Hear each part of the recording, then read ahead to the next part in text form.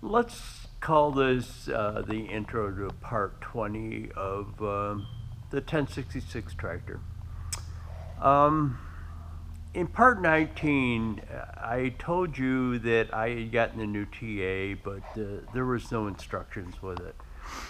Well, I got a hold of the guy that I got it from, and he mailed me the instructions.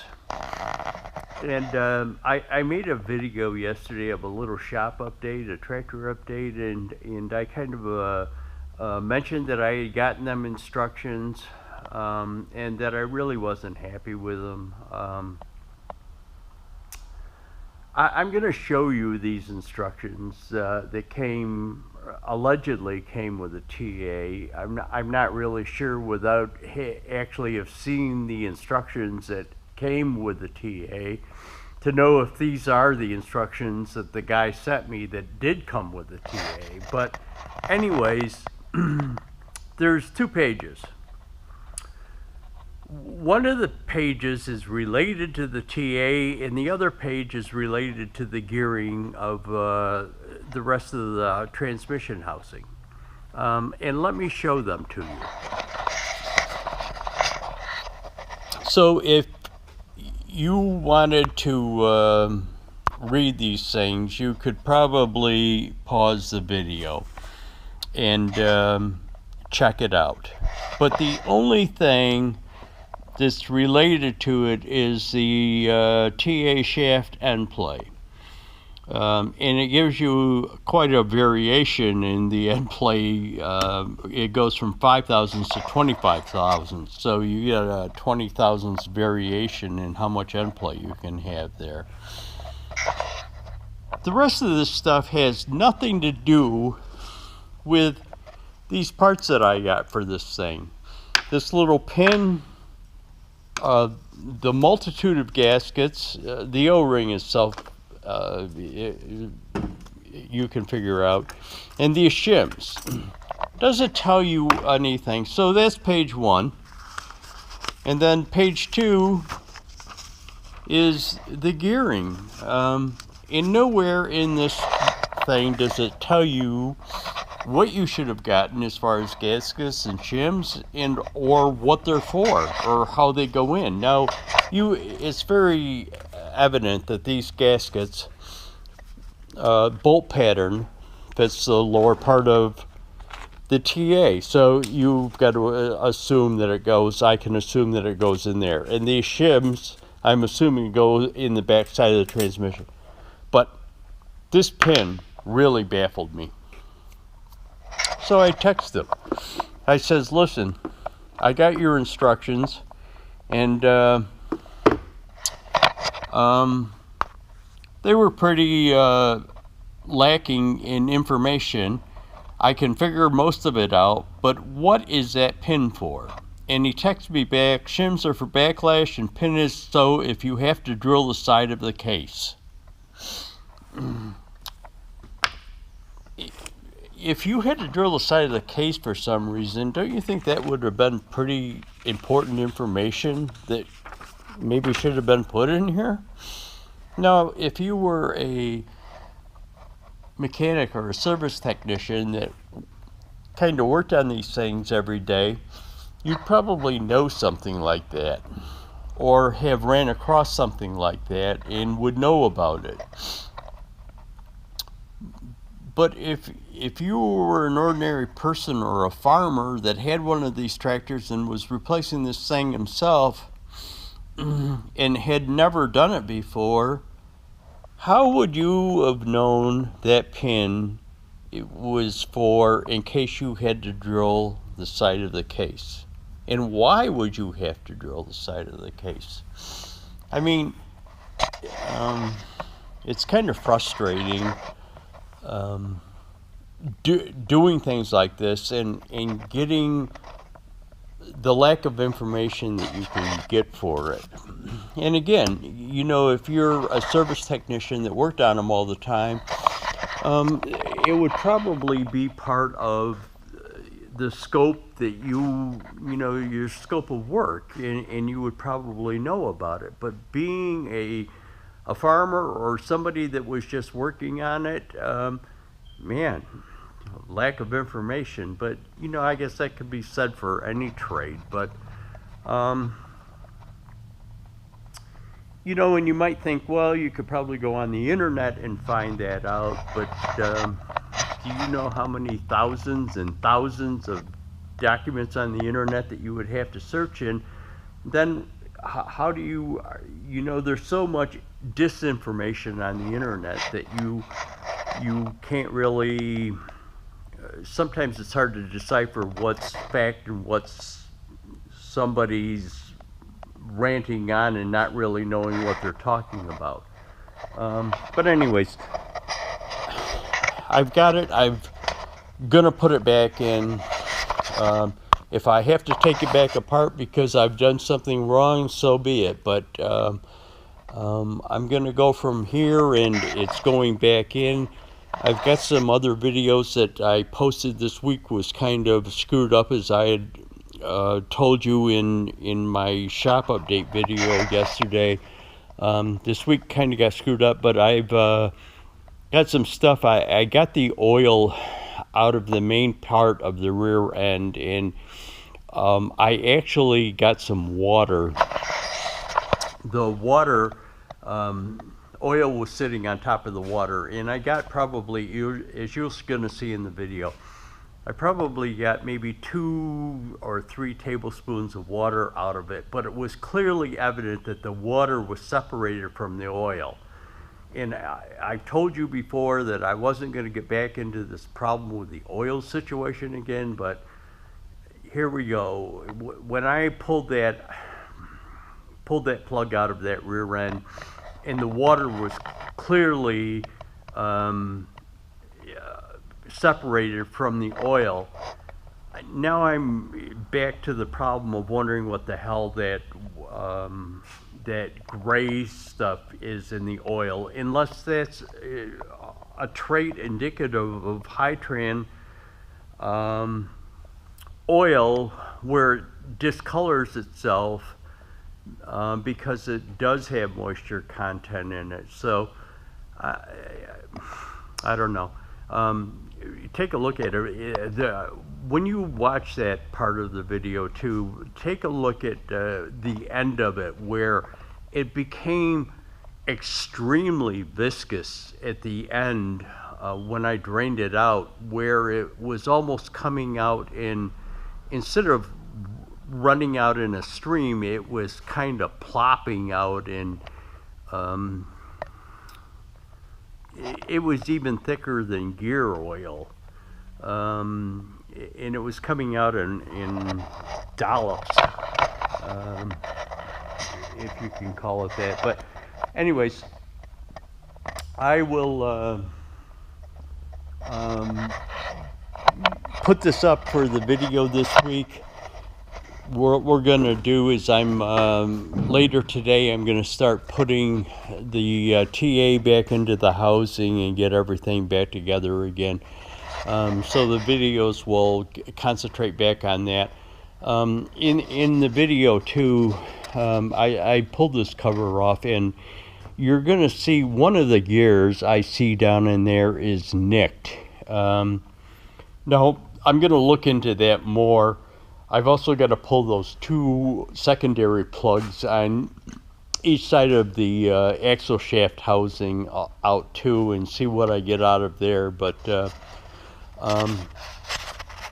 next video is going to be about the transmission going back together, so I'll bring you back. Just a little shot of this. I got that main plug loose on the bottom of the housing, so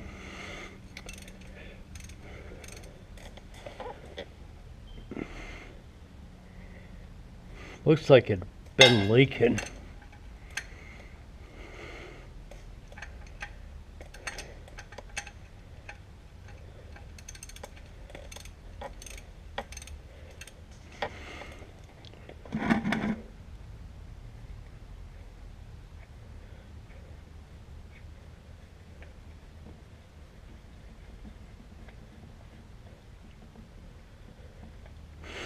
So like water in that.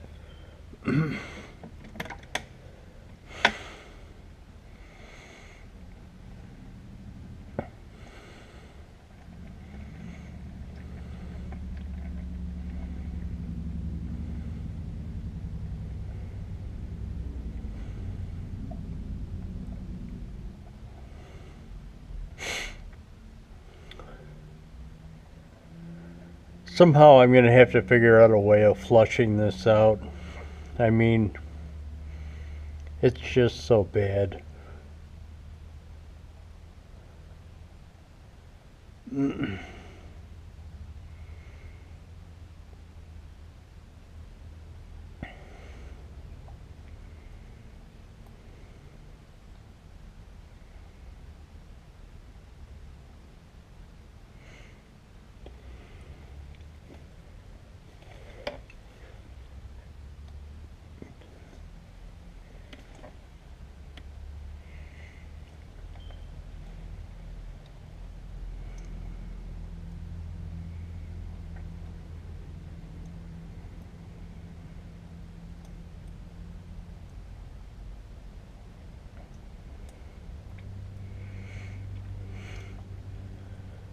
I have a feeling that that's going to drain for a while.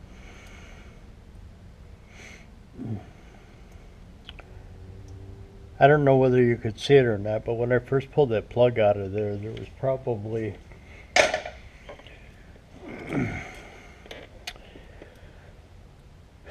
maybe a couple tablespoons of water.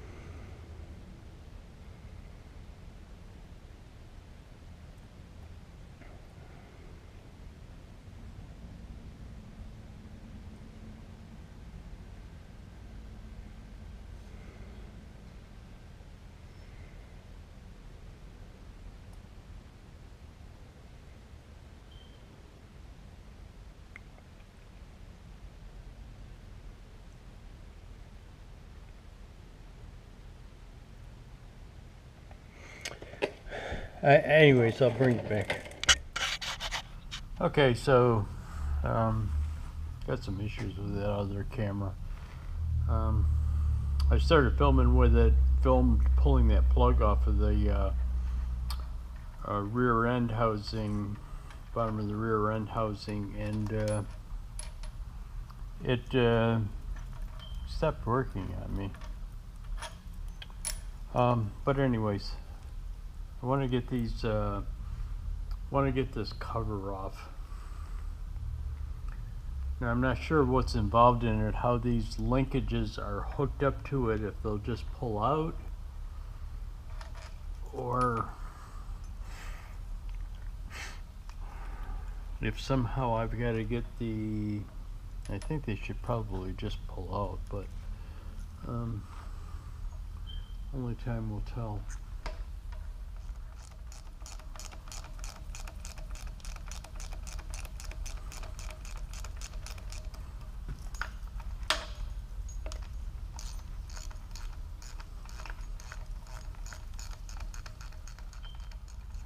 The other thing I don't know is there's two bolts holding this thing in, and I just assume that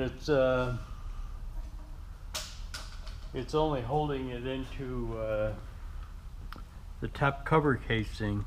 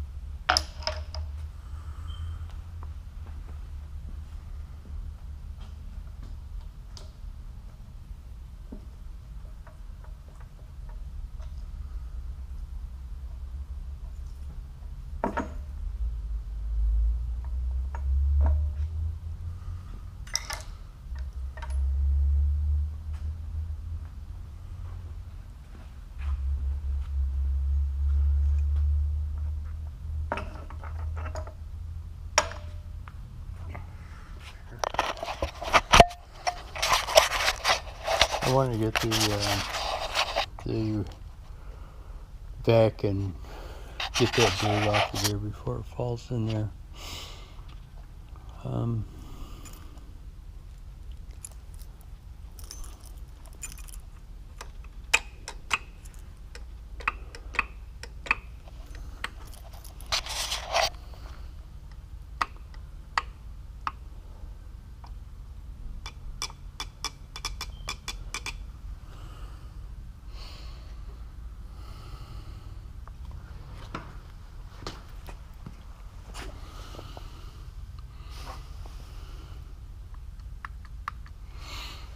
There's not a lot of slop in that, but let me bring you back. So that's the bottom side of that gear shift housing. Now what this thing is right here is the parking brake, and you see it's got a little pawl on it, and all that thing does is goes in there, and when you set that parking brake, it engages that pawl against the gear so that it won't turn.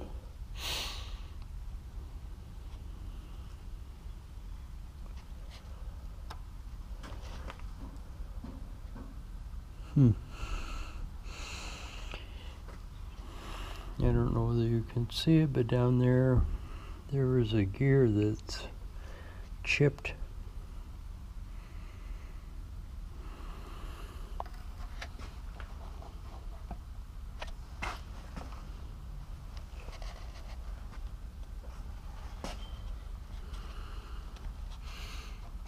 Yeah, I don't know whether you can see it or not. Let me bring you back.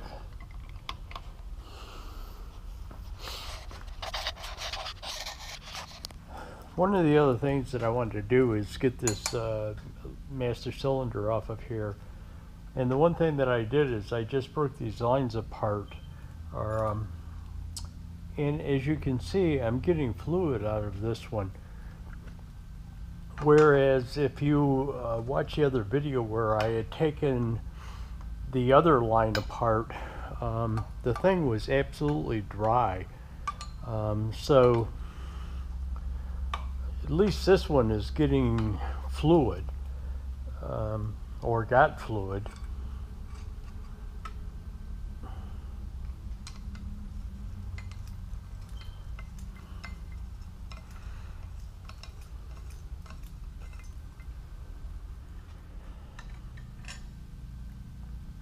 Okay, I'll bring you back. What I've got to do is I've got to pull the pins out of that. Got to get the cutter keys out and the pins out. Took me forever to get those pins out of there. Man, were they in there? And is that thing dirty?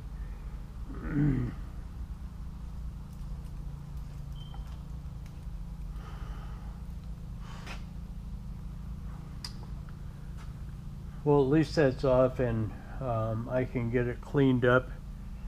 Go in here and get the fluid out of it too. But I'll bring you back.